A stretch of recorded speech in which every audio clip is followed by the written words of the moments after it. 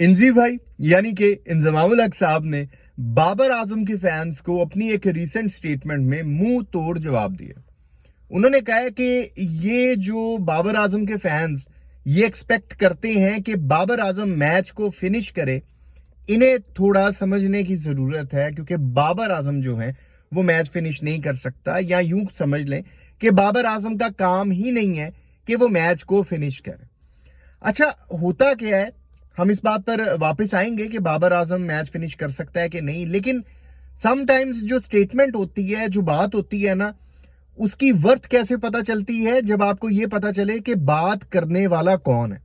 अब अगर बात करने वाला इंजमामुल हक है ना, तो भाई साहब आप समझ लें कि जो बात इंजी भाई कर रहे हैं ना, इसका मतलब है कि ये लोहे पर, सॉरी, पत्थर पर लकीर की मानिंद है।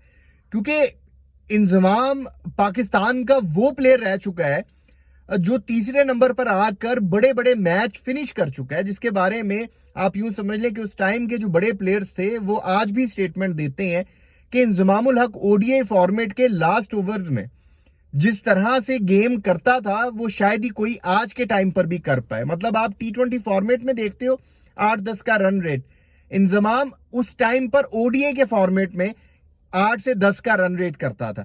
अब जब इंजमामुल हक तीसरे नंबर पर आकर उसने पाकिस्तान को पता नहीं कितने मैच जितवाए हैं, और वो बंदा ये बात कर रहा है कि बाबर आजम का ये काम ही नहीं है कि वो मैच फिनिश करे, और जो बाबर आजम के फैंस हैं वो हर वक्त ये एक्सपेक्ट करते रहते हैं कि जनाब बाबर आजम एक तो शुरू में आए और उसके बाद वो मैच को फिनिश भी करे।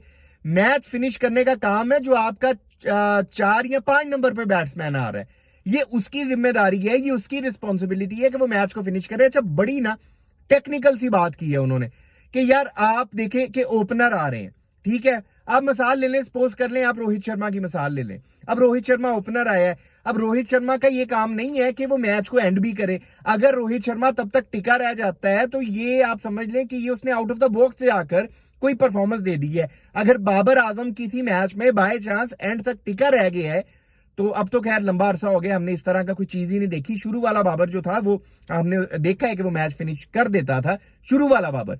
लेकिन अगर वो ऐसा कर रहे हैं तो वो आउट ऑफ द बॉक्स जाकर कोई परफॉर्मेंस दे रहे हैं। लेकिन अगर आप ये उसकी जिम्मेदारी समझें, ये उसका टास्क समझें, ये उसकी रिस्पॉन्सिबिलिटी समझें कि वो एंड तक मैच को लेकर जाए, तो ये आप गलत कर रहे हैं कि आप एक एक्सपेक्टेशन ही गलत कर रहे हैं। जो आपका चौथे और 5वें नंबर पे बैट्समैन आया है ना, ये उसकी जिम्मेदारी बनती है, ये उसकी रिस्पॉन्सिबिलिटी बनती है कि वो एंड तक लेकर जाए। हाँ, अब यहां पर ये सवाल पैदा होगा फिर बाबर आजम की क्या रिस्पॉन्सिबिलिटी है, वो टॉपिक ही हट गया। लेकिन इंजमामुल हक साहब ने जो बात की है, जो बाबर आजम के फैंस है जो हर वक्त ये तनकीद करते रहते हैं या ये एक्सपेक्ट करते रहते हैं बाबर आजम से कि भाई एक तो तुम शुरू में आओ, और शुरू में आओ यहां तक बात खत्म नहीं होती, मैच को एंड भी करो। तो इंजमाम भाई ने कहा है कि लोगों को ये समझना चाहिए कि बाबर आजम का काम नहीं बनता कि वो मैच को फिनिश करे। इंजमामुल हक साहब की जो स्टेटमेंट थी उसका आप समझ लें कि जो खुलासा था वो मैंने आप दोस्तों के साथ इस वीडियो में शेयर कर दिया है। अब आपने कमेंट सेक्शन में बताना है कि आप इंजमाम भाई की बात से, उनकी स्टेटमेंट से एग्री करते हैं या फिर डिसएग्री करते हैं, और अगर डिसएग्री करते हैं तो उसके पीछे क्या रीजन है। कमेंट सेक्शन में अपना कमेंट जरूर पास कीजिएगा, आपके कमेंट्स का इंतजार रहेगा। अगर अभी तक आपने इस यूट्यूब चैनल को सब्सक्राइब नहीं किया तो लाजमी कर लें, ताकि क्रिकेट से रिलेटेड अपडेट्स आप दोस्तों तक पहुंचती रहे। अपना बहुत ख्याल रखिएगा, दुआओं में याद रखिएगा।